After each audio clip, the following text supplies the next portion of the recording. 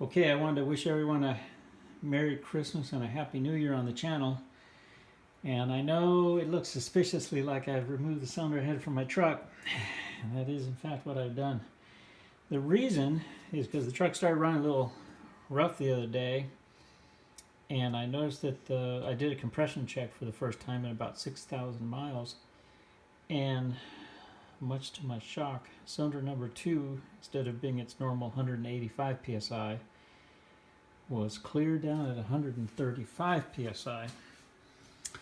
I pull the cylinder head. I don't know if you can see it too well here because I've got some bluing, but you can see the scraping there on the wall. I think it's mostly contained to above the cylinder sealing rings on top. I think, I'm not 100% sure, but I think what happened was I had bought a bore gauge, or excuse me, a bore scope from Amazon, and I ended up sending it back because the little part that goes in the spark plug hole was too big, and I got another one. And I have a suspicion that on the first one, when I was messing around with it, they have like a little, on the end of the camera, they have like a little protective ring for threads, you know?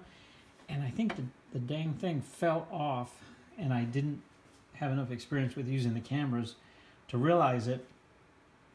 I was in the process of putting barium B12 chem tool into the cylinders to try to free up the oil control rings, and I have a bad feeling that little protective ring on the tip of the camera, which it's only about the size of your little finger.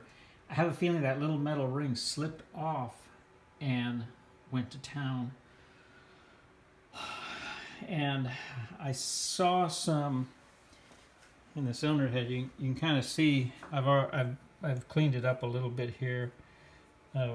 But there were some dents and dings suspiciously in the shape of that little ring. So I suspect that went through the motor and raised heck with everything. I needed to pull the cylinder head off anyways. Luckily, with a little bit of kind of smoothing out and sanding here, I'll be able to save the cylinder head. It's not ideal, but I don't think it'll make a heck of a lot of difference given the dish of the piston. So I'm going through, I pulled the valves out and I'm going to lap those. The other thing is I had to, I don't know if you can see it here, I had to open this return oil passage in the LC Engineering cylinder head.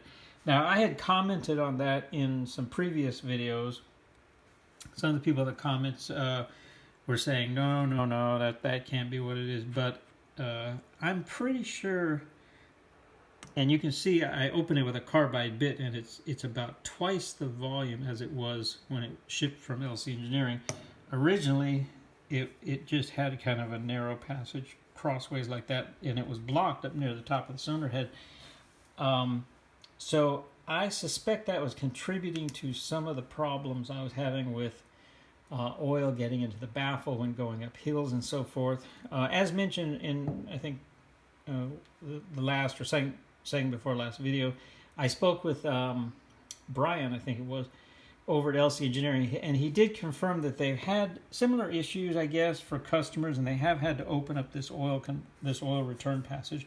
All I can say is that now that it's open, it's about twice as large as it was when I had the head on, as it came from LC Engineering. So I'm glad to get that fixed up. You can see kind of some of the port work on the cylinder head while it's off here. I'm really impressed with kind of the quality. Try to get on here. I'm really impressed with the kind of the quality of the port work on the cylinder head now that I see it for the second time.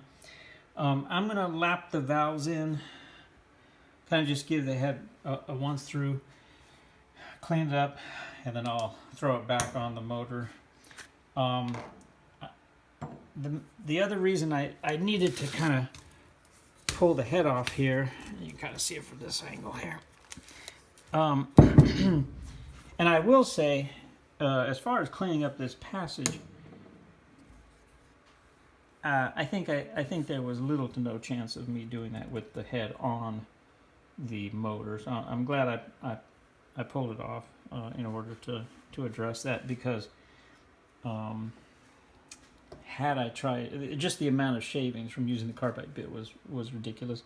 But had I tried to do that with the cylinder head on the motor, as I was contemplating, it would have been a major disaster. So gonna go through the LC Engineering Pro Street cylinder head, and then this is the EFI Pro cam.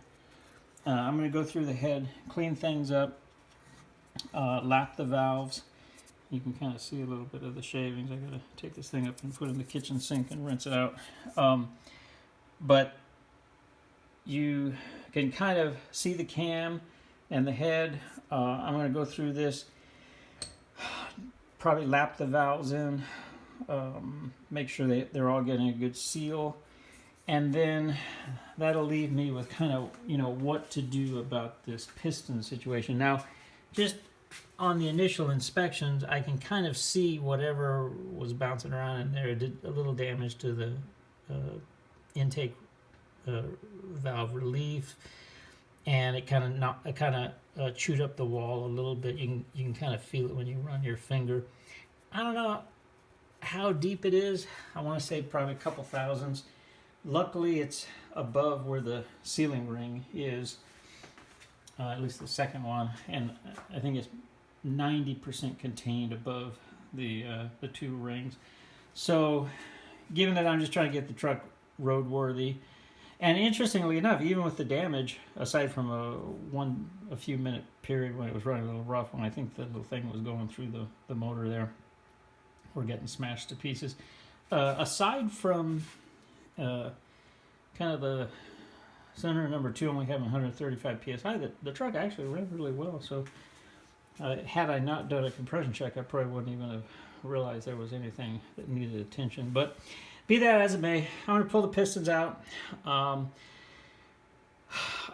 ordered a set of rings, Total Seal, Molly faced rings, not the gapless rings, but just the Total Seal rings, and from LC Engineering. And my plan was to put those in.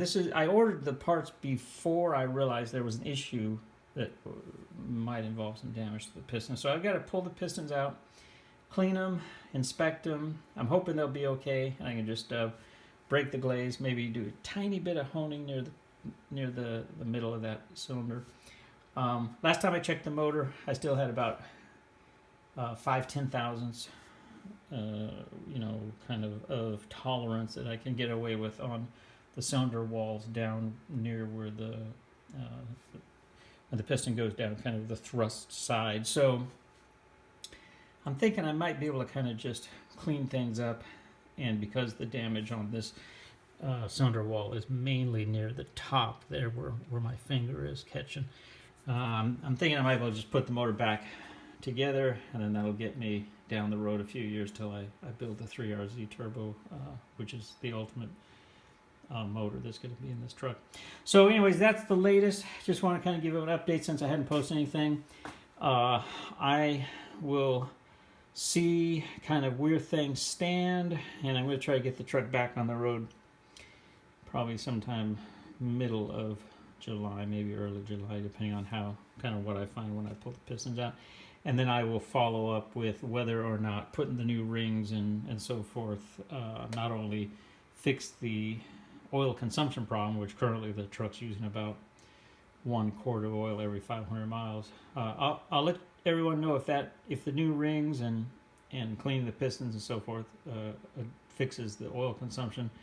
I'll also see if fixing the oil return passage has any positive impact on oil going into the catch can. I have gotten the motor to where oil into the catch can is pretty much under control, but I have to run the positive crankcase vacuum levels a little lower than I really would like. So it'll be interesting to see if the oil return hole being enlarged has any positive impact on that. So anyways, that's the state of the pickup. And again, I want to wish everyone a Merry Christmas and a Happy New Year. Probably next video will be sometime in January, and we'll see if the truck's back together and running. All right, thanks very much for watching.